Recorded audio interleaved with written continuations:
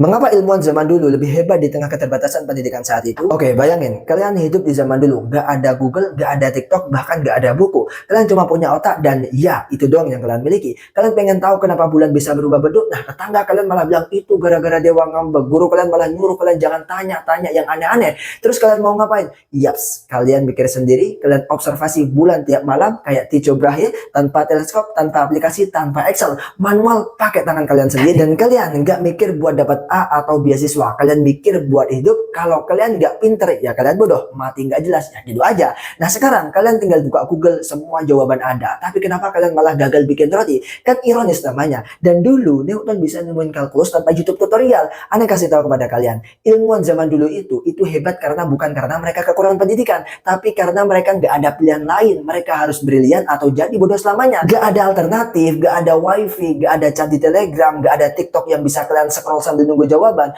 Mereka cuma punya otak dan semangat buat nyari tahu. Dan kalian di zaman serba canggih ini malah nonton 12 episode anime sambil ngeluh, nggak ada waktu buat mikir. Makanya contoh Newton bro, kampusnya tutup gara-gara wabah, dia malah mikir di rumah, mainin kaca, cahaya, terus dapat pencerahan soal fisika. Dan kalian kalau kampus tutup, kalian pasti langsung watching Attack of Titan, nyalahin sinyal wifi sambil ganti status WhatsApp, lagi malas. Tapi jangan kebanyakan pengenan terus ya, dulu juga banyak yang salah, parah malah. Galileo bilang komet itu dari atmosfer. Aristoteles bilang perempuan itu laki-laki yang gagal berkembang.